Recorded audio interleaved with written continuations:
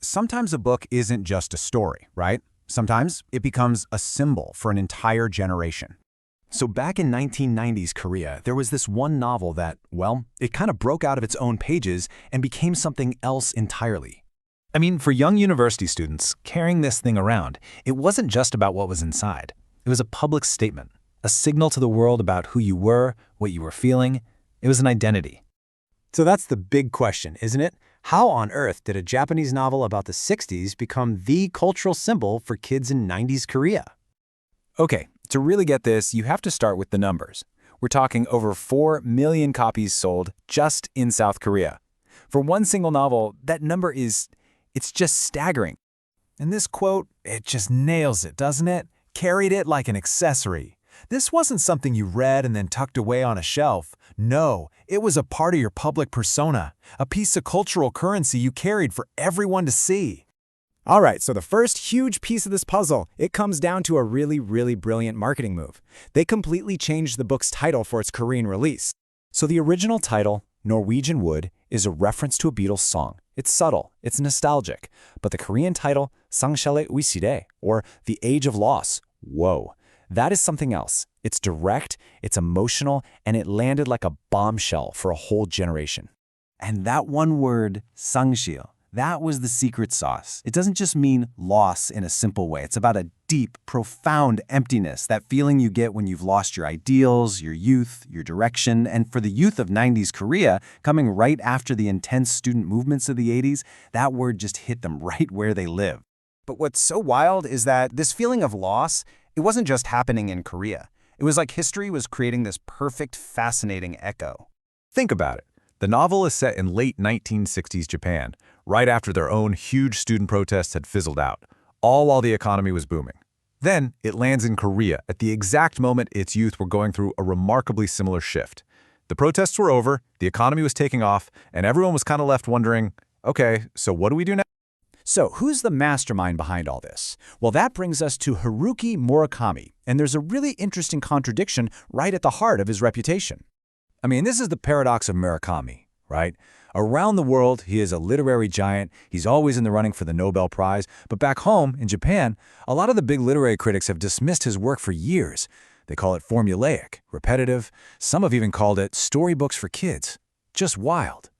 So what is this formula that critics seem to dislike, but millions of readers all over the world absolutely love? Well, it's not some obscure literary trick. It's actually the hero's journey, a storytelling blueprint that powers everything from ancient myths to Star Wars. It's a structure that we are basically hardwired to connect with. It breaks down pretty simply. First, a normal, ordinary life gets totally disrupted. Second, the hero has to go on some kind of quest to find answers. Third, the journey itself is the real point. It's not always about winning. And finally, the hero returns, not with a trophy, but with a new appreciation for the small, quiet things in life and just the strength to endure. Okay, but hold on. If it's just a familiar formula, why does reading Murakami feel so incredibly personal and deep to millions of people? And this is where the real magic is. His writing doesn't just make you remember your own life, it almost seems to implant new memories. He writes with such precision that you feel this powerful sense of nostalgia for a life that you never even lived. And how does he pull this off? It's all in the details. The famously obsessive details. The exact jazz record playing in a bar. The precise way a character cooks pasta. The specific feeling of the air in a seaside town. All these tiny things build a world so tangible you feel like you could just step right into it. So what's the secret to a phenomenon like the Age of Loss? Is it a familiar formula that gives our feelings a structure we crave?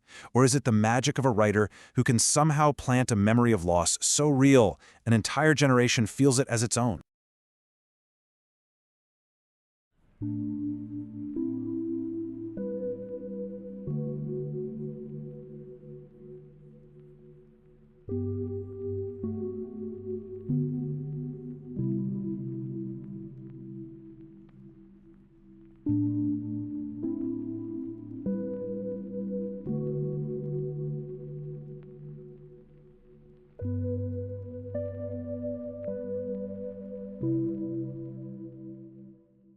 Welcome to The Explainer. Today, we're diving into one of the most iconic and, honestly, emotionally devastating novels of the 20th century, Haruki Murakami's Norwegian Wood.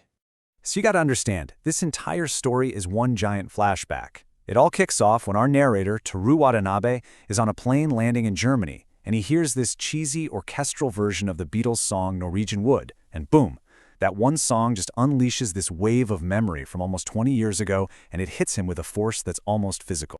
And it's this story about love, about loss, about how powerful memory can be, that just struck a chord with millions of people all over the world. I mean, to put it in perspective, the book sold over 4 million copies in South Korea alone. It wasn't just a novel, it became a full-blown cultural phenomenon. So what is this memory that haunts Watanabe so much? Well, it all goes back to what seemed like a perfect friendship, one that gets completely shattered by a tragedy that leaves this wound that just never, ever heals. At the absolute heart of the story, you've got this super tight-knit trio of high school friends. There's our narrator, Watanabe, his best friend Kazuki, who's just one of those effortlessly cool, charismatic guys. And then there's Naoko, Kazuki's quiet and beautiful girlfriend. For a while, they were their own perfect little world. But that world is just broken. On his 17th birthday, with absolutely no warning, no note, nothing, Kazuki commits suicide. This single, senseless act becomes the central trauma of the entire novel. It's like a black hole of grief and confusion that just sucks both Watanabe and Naoko right into it. And really, Kazuki's death is the domino that knocks everything else over. Watanabe tries to run away from it all by moving to Tokyo for college. But then, by complete chance, he runs into Naoko again. They start this very fragile, delicate relationship, held together by their shared loss. But that past, it's heavy, and it sets off a chain reaction that's going to shape his entire young adult life.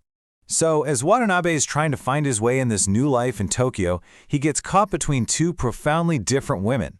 And this is way more than just a love triangle. It's a choice between two completely different ways of being, two completely different worlds. And this is where the conflict gets really stark. On one side, you have Naoko. She's his link to Kazuki, his link to the past. She's beautiful, almost otherworldly, but she's so fragile, practically drowning in her grief. And then there's Midori. She's a classmate, and she is everything Naoko is not.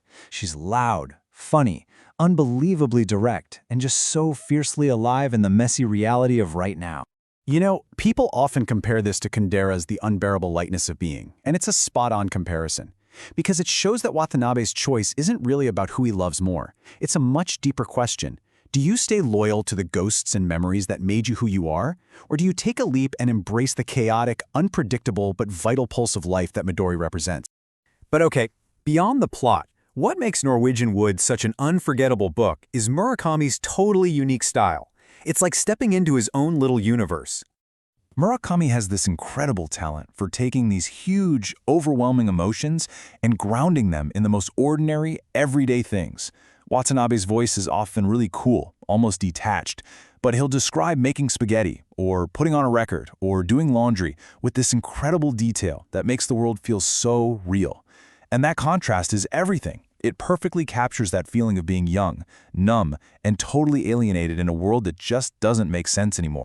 And then, out of nowhere, you get these lines that just stop you in your tracks. These bizarre, vivid, unforgettable metaphors. Like when Watanabe tries to tell Midori how much he likes her, he doesn't say something boring. He says, "I love you as much as all the tigers in the world melting into butter." It's weird, but you know exactly what he means. It's pure Murakami. The whole book is also just soaked in Western culture. The Beatles, obviously, but also F. Scott Fitzgerald. And this quote from one of the side characters, it's not just a random little detail. It connects Watanabe's own story of longing and impossible love to the huge themes of a literary classic, and it just makes the whole experience so much richer. All right, so where does all this lead? How does Watanabe ever get out of this impossible pull between the past and the present, between a world tied to death and a world that's offering life? Well, after even more tragedy hits and Watanabe is just completely adrift, a path forward appears from a very unexpected person. Her name is Reiko. She's Naoko's older roommate at the sanatorium where she's staying, and she becomes this incredibly wise and compassionate mentor who kind of guides him through his absolute darkest moments. And the main thing Reiko teaches him is to stop fighting the current. She shows him that growing up, becoming an adult, It isn't about forgetting the past or getting over your grief. It's about accepting that loss is a part of life, choosing to live anyway, and then taking responsibility for that choice. It's about finding your place in the world, even after your old world has been destroyed. So, armed with this new perspective, Watanabe finally makes a choice. He picks up a phone to call Midori. He chooses the present. He chooses life. But the book ends on this incredibly haunting, unresolved note. Midori asks him, "Where are you now?" And Watanabe, standing in a random phone booth, has no answer. He's somewhere, but he's also nowhere. He's a person who has finally chosen to step into adulthood, and now he has to face the terrifying and maybe liberating task of figuring out what that even means.